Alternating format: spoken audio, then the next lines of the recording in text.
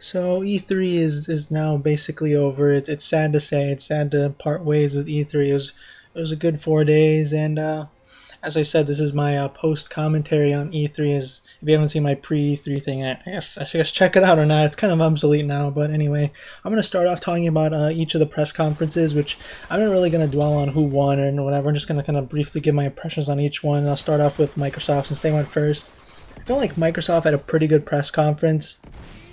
They had no TV talk, which is going off of their last Xbox One reveal, which was pretty much the only thing I ever heard was from that was TV. But this time they kept the TV talk to a bare minimum, which was good. They showed off a lot of games, a lot of multi-platform games, a few exclusives. But I mean, they definitely focused on the games. One thing I want to point out is they showed off the inclusion of the Twitch feature and how you can share and broadcast your gameplay, which seemed pretty easy. And I think it's pretty cool. It definitely is promoting that aspect of social gaming and stuff. I thought it was pretty cool. I think Twitch and Xbox One, that is an awesome feature.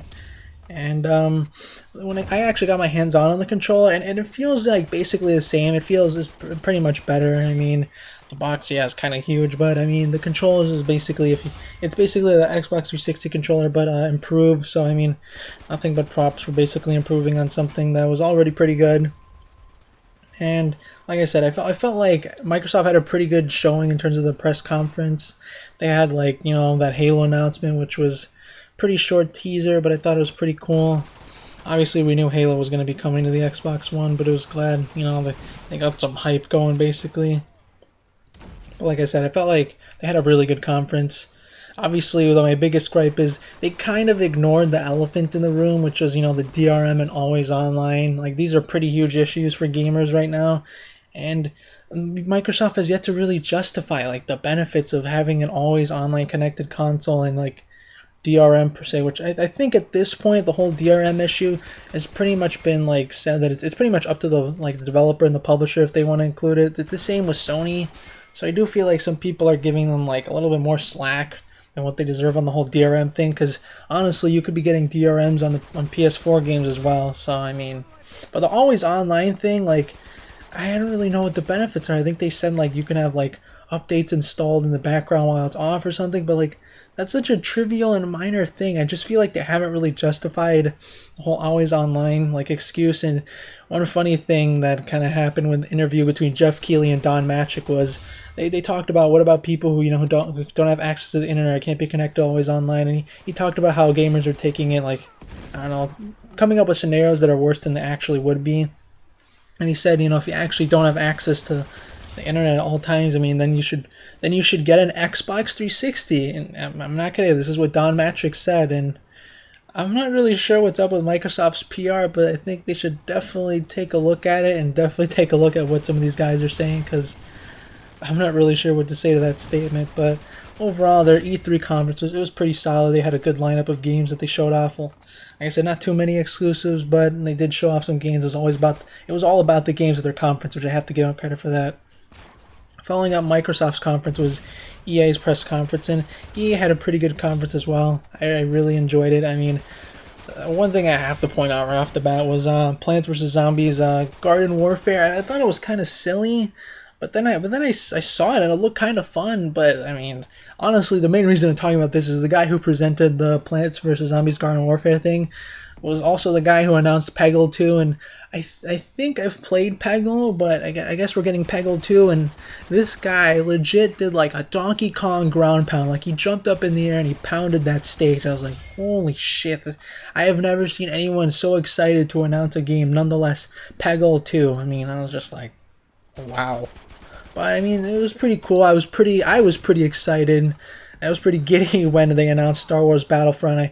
As you may or may not know, EA kind of acquired the rights to publish, Star Wars games, and I was kind of wondering, is DICE going to make Battlefront? That'd be so awesome, and it seems like they are, and I'm pretty excited to see, the Frostbite 3 engine, running Battlefront, and hopefully they keep it in the same, lines of third-person perspective. I wouldn't really mind a first-person Battlefront, but honestly, I kind of prefer the third-person perspective, but we'll see. I'm just excited to see Star Wars Battlefront actually happening now, because I've been wanting that for such a long time.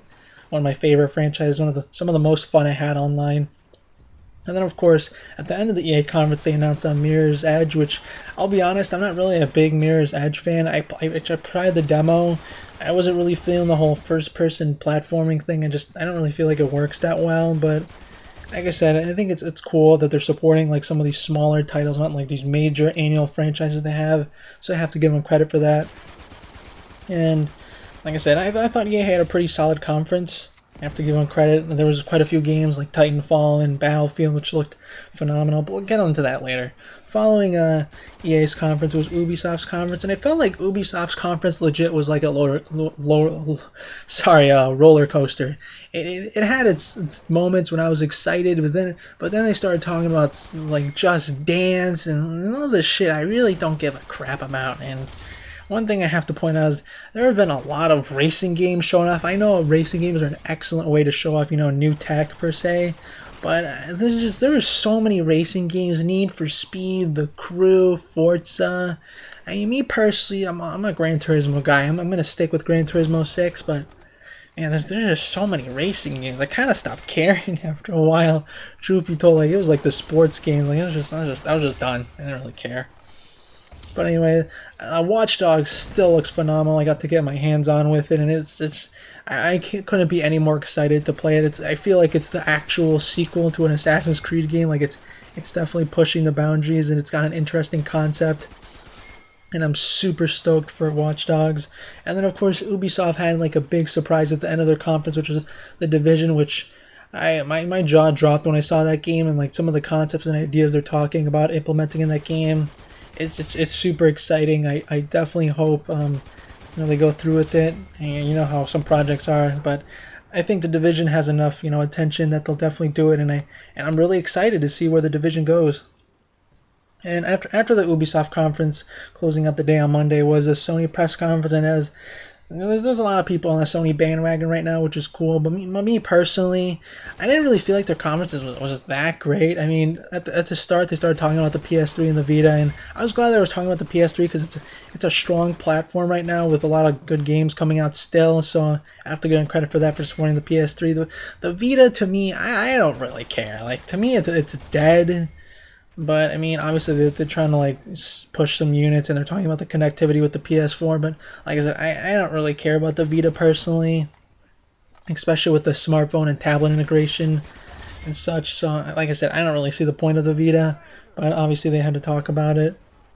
And they showed off a lot of exciting games, a lot of exclusives. Honestly, they had more than Microsoft per se. And they had a huge announcement, of course, with Final Fantasy 13 Versus. I wasn't really sure if that game was going to show up. We were talking about it. Like, it might show up, but if it didn't, I was just going to assume that shit was dead.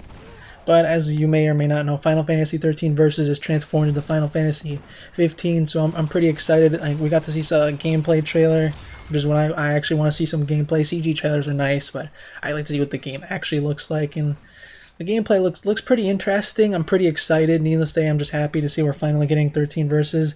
But the big bomb that dropped outside of the other one that I'll get into was Kingdom Hearts 3. I mean, legit, when that was announced, I think the internet legit, like, some of you kids might have actually had some nerdgasms. Me personally, I'm not a hater of Kingdom Hearts, but I never really found the gameplay that like interesting. The combat system just seemed kind of button mashing to me. It wasn't really my thing, and trust me, I actually like Disney. I grew up with it, but I never really understood why some people really hardcore obsessed over Kingdom Hearts 3. Like my girlfriend, she legit freaked the fuck out when Kingdom Hearts 3 was not like holy fuck. Like I know some other people. Kingdom Hearts has a really strong following. I'm not really sure if that's going to be an exclusive. I talked to some, diehard Kingdom Hearts fans, and they're saying it's a PS4 exclusive, but it hasn't been said, and I don't really see Disney making an exclusive. That's just leaving too much money on the table. But, Sony had the honor of announcing Kingdom Hearts 3, which was a pretty big deal. I have to give them credit for that. And of course, the showstopper at this year's E3 was when Jack Tretton went up on stage and he talked about, the used games and the always online thing, and he pretty much just gave it to Microsoft in like, I was going to say subtle way, but there was nothing subtle about what Jack Tretton said, and it was pretty direct, and I have to give him credit for standing up to these issues. These were issues that, obviously Microsoft, brought up this generation, and Sony pretty much addressed it. No, we are not blocking used games, and no, you don't need our console to always be online connected. I mean, they came up front center pretty clear about it. And I have to give them credit for that. And do I feel like they deserve to win E3 just because of that, like making a statement? To me, you win E3 by showing me some games I care about, but I have to give them credit for standing up to the gamers and actually addressing an issue that Microsoft should have addressed and they did not. And of course, the $399 price tag versus the Xbox One $499 was a pretty huge issue. And obviously, it seems like Sony has a lot of momentum going in this holiday season. I read some articles saying that the PS4 is pretty much outpacing the Xbox One in pre-orders already, so obviously it looks like Sony's going to be having a strong holiday season, and I have to give them credit for that. But as for their conference, I don't really know. It wasn't like wow. I was expecting some surprises. Like I know some people I think some people said like they should have just thrown out the Uncharted logo or shown like Drake in a CG trailer just to get us excited for Uncharted or even God of War or something, because I don't know, like a lot of the games they showed, like we've already seen before at their PS4 announcement conference, and it just there wasn't enough surprises outside of Kingdom Hearts. Maybe that warranted it, but I don't know. I felt like they could have done more. But enough about the conferences. Oh, actually, I forgot. Nintendo Direct kind of didn't have a conference, but like I said, they had like these little Nintendo Direct things during E3. And in terms of Nintendo's lineup, I thought it was pretty good. I mean, Super Mario 3D World, whatever, Cat Suit, whatever. Hopefully, it's a good game. I'm not really sure if it's going to be top tier caliber, but it looks good. I always expect good things from a 3D Mario. Mario Kart 8 looks awesome. I mean, I love Mario Kart, and I'm definitely probably going to get a Wii U. I would probably get a Wii U just for that. And of course, the next title, Super Smash Bros. I mean, I've been dying to see that game. We finally got to see it. We got to see Mega Man's in it. They announced the Wii Fit Girl Trainer, which was kind of weird, but I mean, I actually saw some gameplay and she looked kind of fun. It might kind of fit, but truth be told, who gives a shit about the Wii Fit female trainer, honestly? And obviously, the big inclusion was Mega Man, 8-bit Mega Man, which was pretty sweet. But yeah, I'm definitely excited for Super Smash Bros. I didn't get to get my hands on with it. It wasn't like playable on the show floor, but it was pretty cool. And they showed off Donkey Kong Tropical Freeze. Is that it? I don't know. Tropical Fruit Punch. It sounded like a drink, but always excited to see some Donkey Kong. Kind of disappointed Retro Studios was working on that, but you can't really go wrong with the 2D Donkey Kong. Kind of wanted some Metroid love. This is my favorite video game franchise of all time, but like, what are we gonna do? And I don't know. I felt like Nintendo had a really good lineup. It's just that none of their games are coming out this year. Like, all I saw was 2014. I was like, okay, alright, so I guess I'm not getting a Wii U like 2013 or 2012. Like seriously, none of these games are coming out this year. They're coming out like next year. Like, are you serious? Like, there's literally no reason. I think Donkey Kong might be coming out this year, I'm pretty sure. And of course, there's the Zelda HD remake to tide us over. But I want a new Zelda, and I was kind of hoping they'd tease that, and they didn't. And it was just kind of disappointing. The fact that there's no games coming out this year. There's really no reason to pick up a Wii U comparing it to the other consoles. But I mean, they had a good lineup. It's just they kind of just backed themselves in a corner this year. I mean, it's pretty obvious. It's just going to be Sony, and honestly, it might just be Sony considering like what's going on with Microsoft and the Xbox. But Microsoft and Nintendo are just in a pickle, to say the least. That sounded pretty stupid, I'm sorry. But yeah, they're in a jam. But we'll just have to wait and see. But like I said, it's not that Nintendo did bad. It's just none of these games are coming out this year, which pretty much blows. But I know about, all these big companies. I'm going to talk about what really matters, which is the games. And I'll start off with Metal Gear Solid 5. I'm a huge Metal Gear fan. And when I saw Metal Gear Solid 5, it just looked beautiful. We actually got to see kind of like in-game. It wasn't really playable, but it just looked phenomenal. I really can't wait for Metal Gear. I'm super stoked. We got to see Killer Instinct, which we heard rumblings about was going to be at E3, and I'm not really sure what they're thinking with the whole free-to-play, like you get one fighter model. Like, some things work free-to-play, but a fighting game free-to-play, like, that's a little bit questionable. I'm not really sure how I feel about Killer Instinct, Battlefield 4. When I saw that, I mean, this is coming from a person who really did not care about Battlefield 3. I didn't really like it. I saw Battlefield 4. I got to get my hands on with it, and it just blew my mind. Like the sheer scale, how like destructibility isn't as like scripted as it was before. It seems more organic and random. And when that skyscraper fell, like I legit actually almost shit my pants. Like legitimately, I almost pooped a little bit, but I contained myself. But needless to say, I'm back on Battlefield. I wasn't really huge on Battlefield 3. I loved Battlefield 2 in 1942, but Battlefield 4 is looking true to form, and I'm super stoked. I mean, the spectator mode itself was awesome. The level of detail, you can see like KDR, what weapon they have currently equipped. I mean, it's just crazy.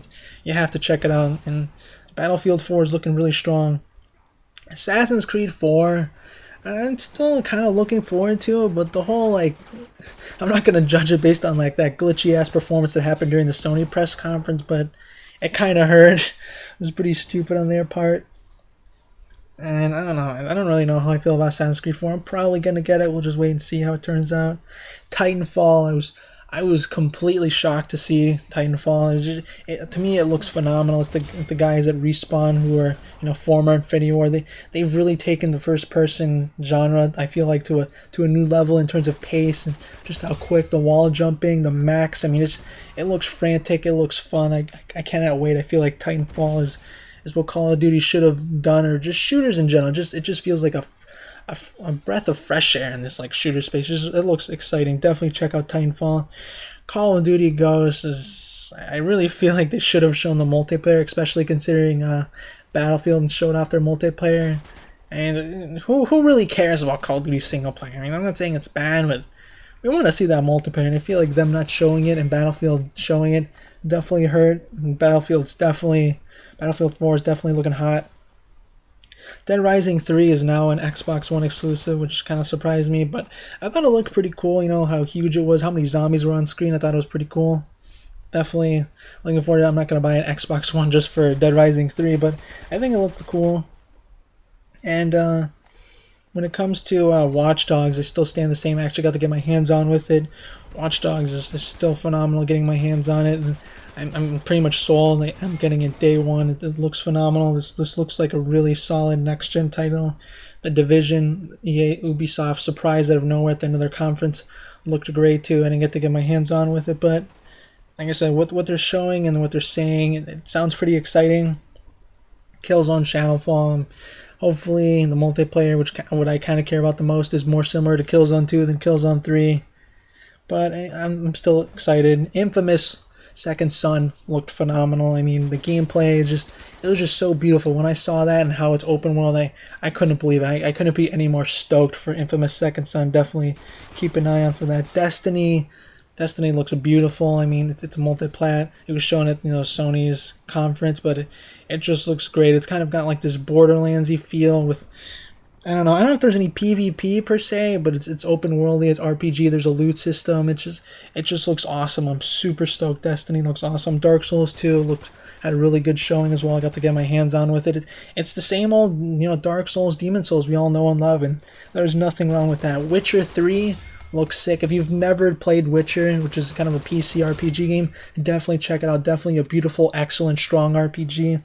Had a strong showing at E3. I'm super excited.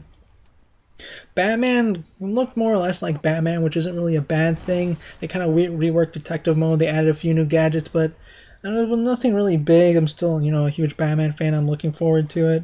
So, I mean, Batman's Batman, which is always a good thing. Splinter Cell Blacklist looks awesome. I'm pretty excited they brought back, the Cell agents versus the mercenaries. It should be pretty fun. And one more thing, Jack Tretton said something about the Last Guardian being I don't know, in hiatus, but they recently came out. The developers said that it's not in hiatus, that it's actually being worked on, so we'll have to wait and see for more Last Guardian stuff. And I'm kind of close to this commentary, but I kind of just wanted to touch on every game and my impression on it. And I'm curious to what you guys thought about E3, and what are your most excited games and such. Feel free to leave your thoughts and comments below on what you thought about E3. As you can see here, this is just a random pub gameplay of me playing Plunder. I get my shit rocked. I go 88 and 8, and I fucking lost. It was pretty sad. It was pretty funny that I lost, but it is what it is. Hope you enjoyed watching me lose, I guess, and try really hard. But that's it for this commentary, and I'll see you guys later. Peace.